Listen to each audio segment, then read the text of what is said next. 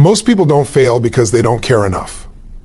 They fail because they care too much about being judged, too much about getting it right, too much about what happens if they fall flat on their face.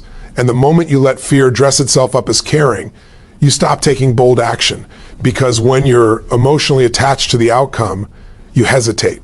When you hesitate, you lose momentum.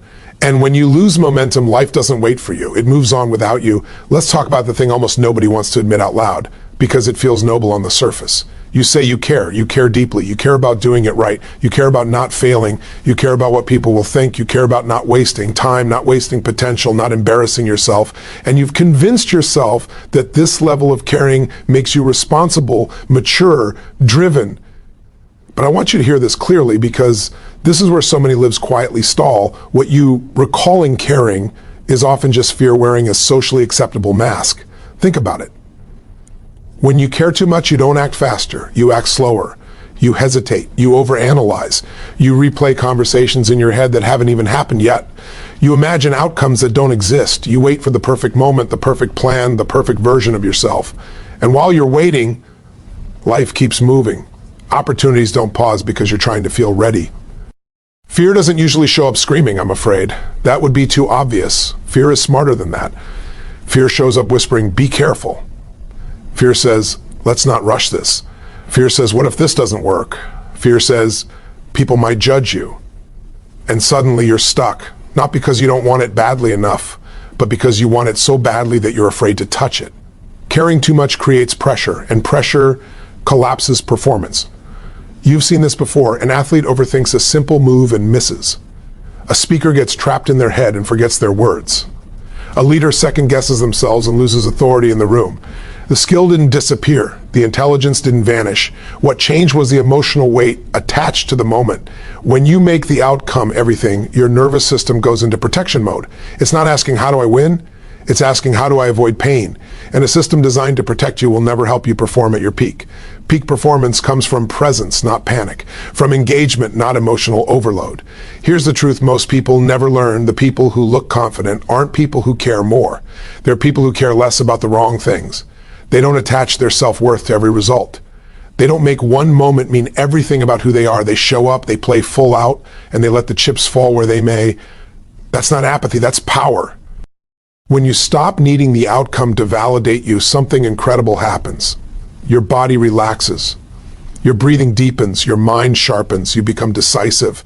You say what needs to be said, you do what needs to be done, and paradoxically your results improve, not because you tried harder, but because you stopped strangling the moment with expectation. Ask yourself this honestly, how many times have you held back not because you didn't know what to do, but because you were afraid of how it would look if it didn't work? How many ideas have died quietly in your mind because you cared too much about being perfect instead of being present? Caring too much turns mistakes into threats instead of feedback. Every misstep feels like proof you're not enough. Every delay feels personal. And when life becomes personal like that, you either play small or you burn out. Neither one gets you where you want to go. The most successful people you admire didn't eliminate fear. They eliminated the belief that fear gets to make decisions. They learned how to act without emotional attachment to approval. They learned how to show up even when their hands were shaking. They learned that embarrassment won't kill you, judgment won't destroy you, and failure won't define you unless you let it. There is a freedom that comes when you say, I care about my growth, but I don't care about looking foolish while I grow. That mindset is unstoppable. Because now you're willing to take shots, you're willing to speak up, you're willing to try again, you're willing to look imperfect in the short term to build something powerful in the long term. Let me tell you something you already know deep down. The moments that changed your life didn't happen when you were completely comfortable. They happened when you acted despite the discomfort. And every one of those moments required you to stop caring so much about the outcome and start caring more about the action. This is not about lowering standards. It's about releasing emotional dependency. High standards with low attachment create excellence. High standards with high attachment create anxiety. One expands you, the other contracts you. When you care too much, you give your power away to circumstances and opinions you cannot control. When you care less, you take that power back. You focus on what's within your control, your effort, your attitude, your willingness to move forward. So the next time you feel yourself tightening up, overthinking, hesitating, Ask a better question. Instead of asking, what if this doesn't work? Ask, what if I don't let fear decide for me today? Instead of asking, what will people think? Ask, what will I think of myself if I don't act? Because the real regret doesn't come from trying and failing. It comes from knowing you played it safe when you were capable of more. Care about your mission. Care about your values. Care about becoming stronger. But stop caring so much about the noise, the opinions, the perfect timing, and the imaginary disasters your mind keeps rehearsing. The moment you stop letting fear pretend its responsibility is the moment your life starts to move. Now, let's take this to the next level. Because once you understand that caring too much is fear in disguise, the natural question becomes, then how do I get my power back? And the answer is simpler than most people expect, but it challenges the way you've been conditioned to live. Power doesn't come from controlling outcomes. Power comes from detachment. Detachment doesn't mean you stop wanting. It doesn't mean you lower your standards or lose your ambition. It means you stop needing a specific result in order to feel okay about yourself. And that shift changes everything. Most people are walking around emotionally handcuffed to outcomes. If this works, I feel good. If it doesn't, I feel crushed. If they approve, I feel confident. If they don't, I shrink. That is not freedom. That is emotional dependence. And the moment your confidence depends on something outside of you, you have already given away your power. Detachment is the opposite of that. Detachment says, I'm going to show up fully, give everything I have, and still be okay no matter how it turns out. And when your nervous system hears that message, it relaxes. When it relaxes, you perform better. When you perform better, results tend to follow. But even if they don't, you're still standing strong. You've seen this dynamic everywhere. The person who desperately wants approval comes across needy and uncertain. The person who doesn't need approval often earns it naturally. The leader who is obsessed with being liked loses respect. The leader who is grounded in their values, regardless of reaction, commands the room. That's not coincidence. That's detachment at work. When you're detached, you speak more clearly, you listen more deeply, you take feedback without collapsing, you adjust without self-attack. Because now feedback is information, not a verdict on your worth, and that alone puts you miles ahead of most people. Here's something most people never realize. Attachment narrows your focus. Detachment expands it. When you're emotionally attached, your mind fixates on one outcome, one path, one definition of success. When you're detached, you see options, you see possibilities, you see creative solutions that were invisible before because fear had your vision locked into tunnel mode. Detachment also changes how you experience rejection. Rejection only hurts as much as it does because you've made it mean something about who you are. Detachment says, this didn't work, that's all. No drama, no identity crisis, no spiral, just data. And when life becomes data instead of drama, growth accelerates. Think about the moments in your life when you were at your best. I guarantee you weren't clinging. You weren't spirit. You weren't trying to force anything. You were engaged, present, focused, and oddly calm. You cared, but you weren't attached. You wanted the win, but you didn't need it to define you. That state is available to you far more often than you think, but you have to stop training your nervous system to believe every moment is a life or death referendum on your value. Detachment creates emotional space. And in that space, confidence grows because confidence is not bravado. It's not hype. It's not pretending you're fearless. Confidence is trust that you can handle whatever happens next.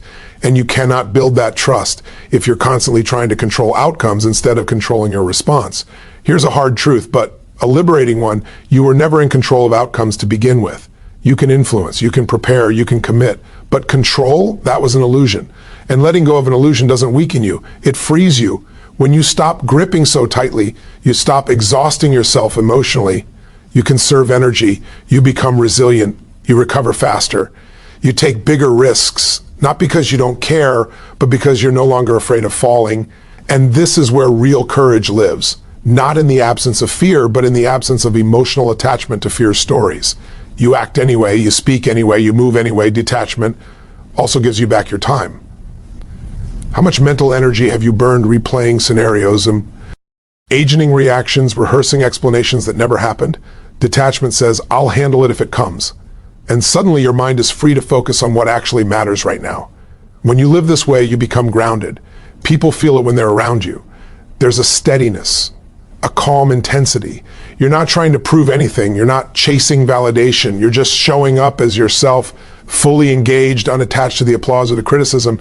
And ironically, that's when influence increases, because people trust those who are not trying to manipulate outcomes for approval. They trust those who are anchored. They follow those who are certain in who they are, not desperate to be accepted. Detachment doesn't make you cold, it makes you clear.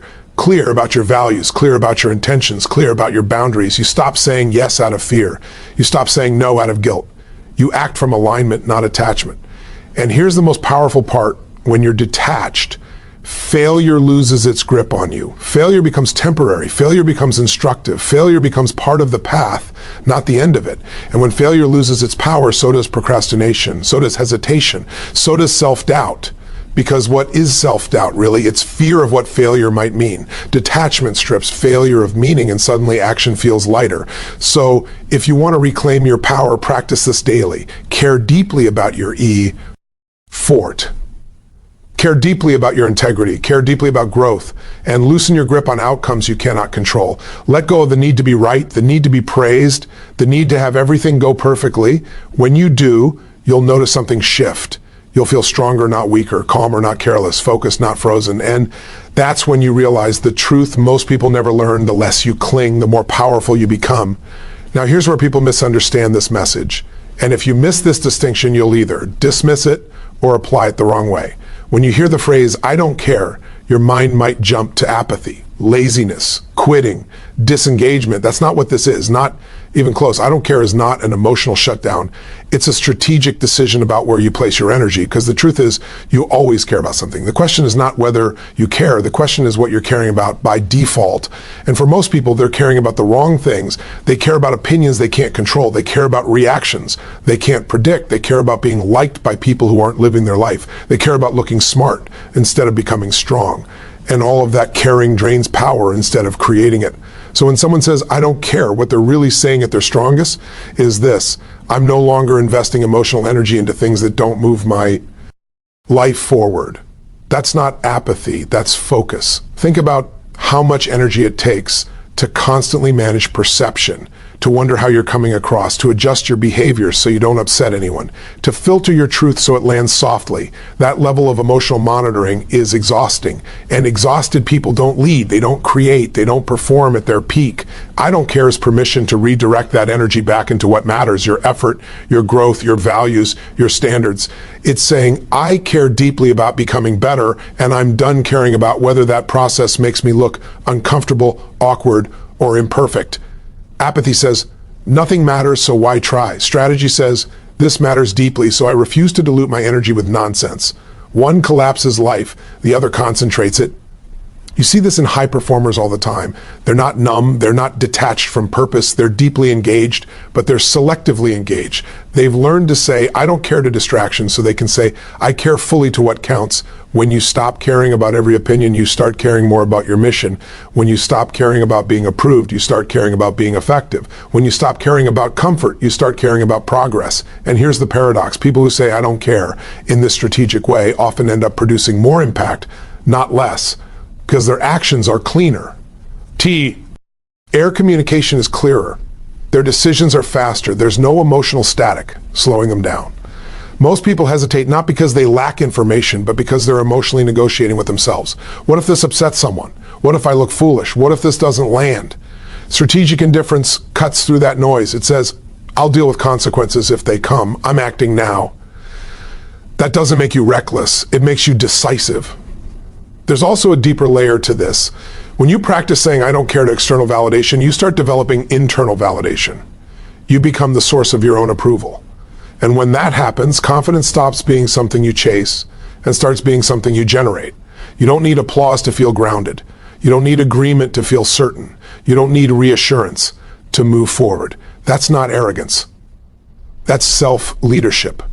Strategic I don't care also protects your emotional bandwidth. You have a limited amount of attention and emotional energy each day. If you spend it reacting, defending, explaining, and pleasing, there's nothing left for creating, leading, or building. This is why so many capable people feel drained without tangible progress. They're caring everywhere except where it counts. When you say, I don't care, you're setting a boundary, not out of anger, not out of bitterness, out of respect for your own capacity. You're saying, this does not deserve access to my emotional system. And the more you practice this, the stronger you become. because emotional strength isn't about never feeling. It's about choosing what you feel for. This strategy also changes how you deal with criticism. When you care about growth instead of ego, criticism becomes usable. You don't collapse, you don't defend, you don't shut down. You listen, extract what's useful, discard the rest, and move forward. That's power. Apathy ignores feedback, strategy filters it, and let's be honest for a moment. Some people will misunderstand you when you stop caring about the wrong things. They'll say you've changed. They'll say you're cold. They'll say you're different. And they're right, you are different.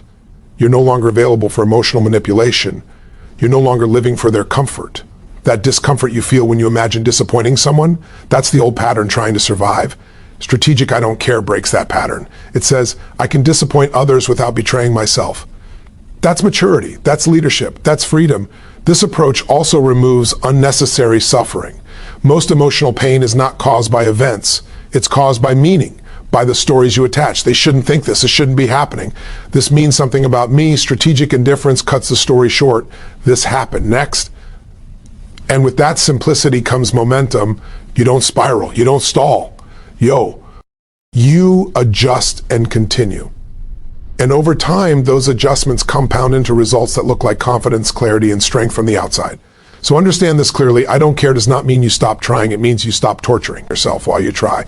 It means you stop demanding perfection before action. It means you stop handing your emotional state to people and circumstances you cannot control. You care deeply about becoming who you're capable of becoming. And because of that, you refuse to care about anything that slows that process down. That's not indifference. That's intention. And when you choose where your caring goes, you stop leaking power and start directing it exactly where it belongs. Let's go even deeper now, because this is where real freedom begins, and it's where most people unknowingly stay trapped their entire lives. Freedom doesn't come from getting more approval. It comes from needing less of it. The moment you release your dependence on external validation, something inside you stabilizes. You stop swinging emotionally based on praise or criticism. You stop outsourcing your self-worth, and when that happens, you become dangerous in the best possible way. Most people are living approval-driven lives. They don't call it that, but that's what it is. Their confidence rises when they're praised and collapses when they're ignored. Their motivation spikes when someone believes in them and disappears when someone doubts them. And without realizing it, they've handed the steering wheel of their life to other people's opinions. Think about how subtle this is. You post something and check the response. You say something and watch. Faces, you make a decision and wonder how it will be received. None of this seems dramatic, but over time it trains your nervous system to believe one thing: I am okay only if I am approved.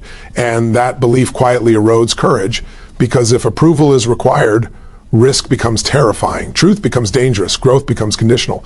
You don't fully express yourself, you edit your ambition, you negotiate your standards, all to stay safe inside someone else's comfort zone.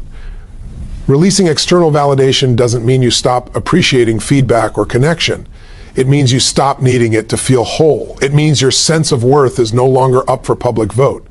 You decide who you are, and then you act from that place. And when that happens, something extraordinary shifts. You become internally referenced instead of externally controlled. Your emotions are informed by your values, not by reactions. Your confidence is rooted in alignment, not applause. Here's the truth. Approval feels good, but it's unstable. You can have it today and lose it tomorrow. Build your identity on it, and you'll always be one reaction away from doubt. Build your identity on your values, and no one can take that from you. This is why so many talented people play small. They don't lack ability. They lack freedom. They're trapped by the invisible contract that says, if I'm accepted, I'll be myself. But real freedom flips that contract. It says, I'll be myself, and acceptance can follow or not. And yes, that's uncomfortable at first, because the ego wants reassurance. It wants confirmation. It wants to know it's safe. But growth doesn't happen in safety. Growth happens in truth. When you release the need for validation, you stop asking, do they like me? And start asking, is this aligned? And alignment creates a strength that approval never could. This shift also changes how you handle criticism. When your worth is externally sourced, criticism feels like an attack. When your worth is internally anchored, criticism becomes optional input. You can listen without collapsing. You can reject without defending. You can grow without self-betrayal. You don't need everyone to understand you. You don't need everyone to agree with you. You don't need everyone to support you. You need to respect yourself. And respect comes from honoring your own standards, not from collecting permission slips. Most people underestimate how exhausting it is to seek validation. It's a constant emotional negotiation, a subtle performance, a never-ending scan for signals that say, you're okay. When you release that, your energy comes back, your presence deepens, your decisions become cleaner, and people feel it. They may not be able to explain it, but they sense the difference. Third, ease a groundedness, a steadiness. You're not trying to impress. You're not trying to convince. You're simply being. And that authenticity is magnetic. Here's the irony. The less you need validation, the more respect you tend to earn, not because you're chasing it, but because self-respect communicates itself.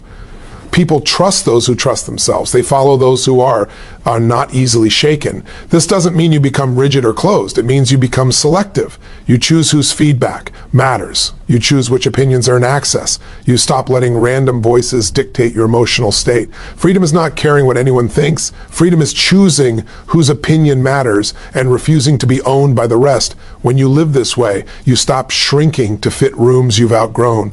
You stop explaining yourself to people who aren't listening. You stop dimming your ambition to avoid making others uncomfortable. And that alone unlocks a level of confidence most people never experience. Because confidence isn't loud. It's not posturing. It's quiet certainty. It's knowing you can stand alone if you have to. It's knowing disagreement won't break you. It's knowing rejection won't erase you. External validation is a drug. It feels good quickly, but it weakens you over time. Internal validation is slower to build, but once it's there, it's unshakable. So ask yourself this. What decisions would you make if you didn't need approval? What would you say if you weren't managing reactions? What would you pursue if you trusted yourself enough to stand by your choices? Those answers point directly to your freedom. The moment you stop needing others to confirm your worth is the moment you start living from your own power. Now let's talk about something that explains why all of this works at a deeper level, because once you understand this, you stop fighting yourself. Your nervous system was not designed to perform under constant emotional pressure. It was designed to protect you. And when you overload it with meaning, urgency, and fear, it doesn't rise to the occasion, it shuts you down. Most people believe pressure sharpens them. They say, I work best under pressure. But look closer. What actually sharpens performance is presence. Pressure pulls you out of the moment and into your head. Presence pulls you into now. And only one of those produces consistent excellence. When you care too much, when you're attached, when you're seeking validation, your nervous system interprets the situation as a threat, not a physical threat, but a psychological one. Judgment, rejection, failure. And the moment that happens, your body shifts into survival mode. Breathing becomes shallow, muscles tighten, vision narrows, creativity drops. You're not stupid in those moments, you're hijacked. That's why you forget what you were going to say. That's why you second guess decisions you know how to make. That's why simple things suddenly feel heavy. Your system is not optimized for performance. It's optimized for protection. Calm is not weakness. Calm is readiness.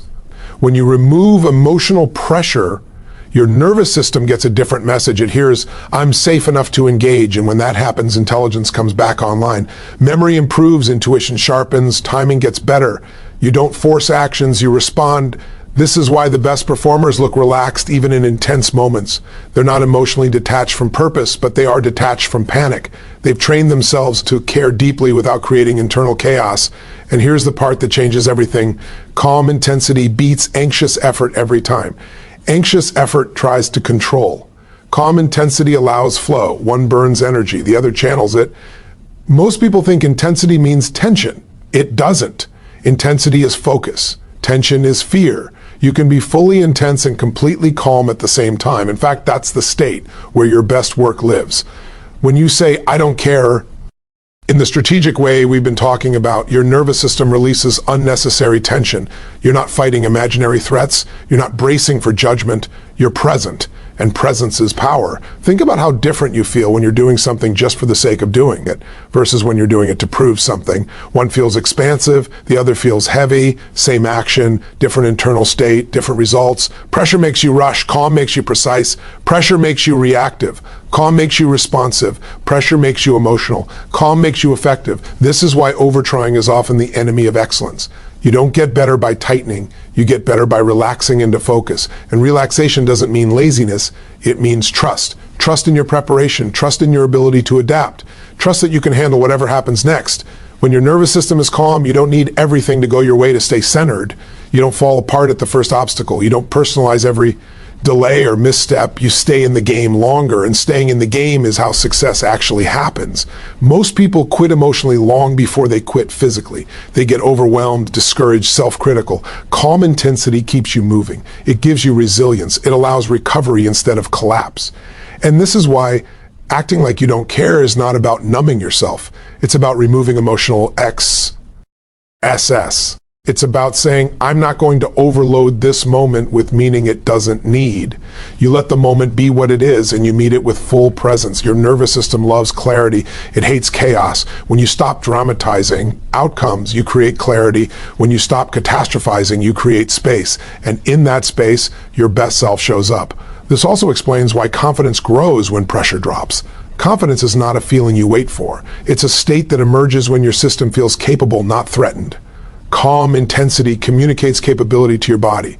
You've felt this before, moments where you were so engaged that time disappeared, where you weren't thinking about how you looked or how you sounded, you were just doing. That's not accidental, that's your nervous system alignment. And you don't get there by forcing confidence, you get there by removing pressure. Pressure says, this has to work. Calm says, I'll handle whatever happens. One traps you, the other frees you. When you live this way, you stop exhausting yourself emotionally. You don't carry every outcome on your back. You don't turn every interaction into a test of worth. You conserve energy, and conserved energy becomes sustained performance. This is how you stay consistent. This is how you show up again and again without burning out. This is how progress compounds. So the next time you feel yourself tightening, rushing, overthinking, pause, breathe, loosen your grip. Remind your body, I'm here to engage, not to survive, and then act. Because when calm leads and intensity follows, you don't just perform better, you become unstoppable. Now let's bring this home, because this is where everything we've talked about either becomes philosophy or becomes a lived experience. Most people are waiting for confidence to show up before they act. They're waiting to feel ready, certain, fearless, motivated. And while they wait, life passes them by. This is one of the biggest misunderstandings about human behavior. Emotion does not lead action. Action leads emotion. Confidence is not something you discover, it's something you build, and it's built through movement, not contemplation. If you wait to feel confident before you act, you'll be waiting forever, because confidence is the result of keeping promises to yourself. It's the after effect of doing the thing you said you would do, especially when you didn't feel like it. Action creates evidence. Evidence creates belief. Belief creates confidence. That's the sequence.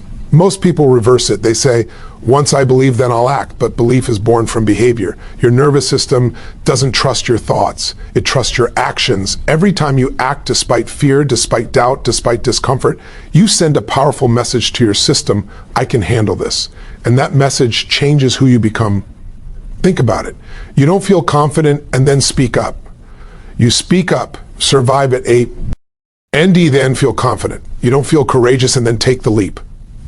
You take the leap, land on your feet, and courage shows up afterward. Emotion follows motion.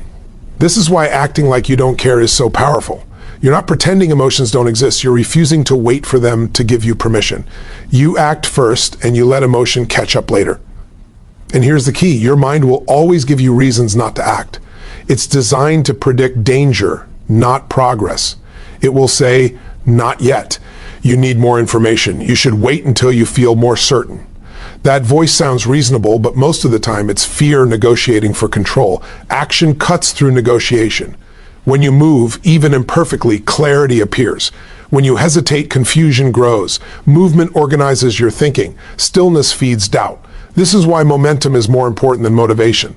Motivation fluctuates. Momentum compounds. One small action taken today makes the next action easier tomorrow. And over time, what once felt terrifying becomes normal. You don't rise to the level of your intentions. You rise to the level of your standards, and standards are enforced through behavior. Every time you act when you don't feel ready, you train yourself to trust yourself. Every time you avoid action because of discomfort, you train yourself to doubt yourself. You are conditioning your identity through daily choices, and identity is powerful. You don't have to convince a confident person to act. They act because that's who they believe they are. But that identity wasn't born in a moment. It was built through repeated action in moments of uncertainty. This is where most people underestimate themselves. They think they need a massive breakthrough. They don't. They need a pattern of acting first, Start small if you have to, but start. Speak when your voice shakes. Decide when you're unsure. Show up when it's inconvenient. Those moments matter more than the big ones because they shape who you believe you are. And once your identity shifts, emotions follow automatically. Confidence becomes familiar. Courage becomes normal. Hesitation loses its grip. You don't eliminate fear by thinking about it. You eliminate fear by walking through it. On the other side of action is proof. Proof that you're capable, proof that you can adapt, proof that discomfort doesn't destroy you. This is why acting like you don't care works. You're not acting recklessly, you're acting decisively. You're saying, I don't need perfect conditions to move forward, and that attitude changes everything. Life rewards movement. Not perfect movement, not guaranteed movement. The people you admire didn't wait until they felt confident. They acted, stumbled, adjusted, and kept going.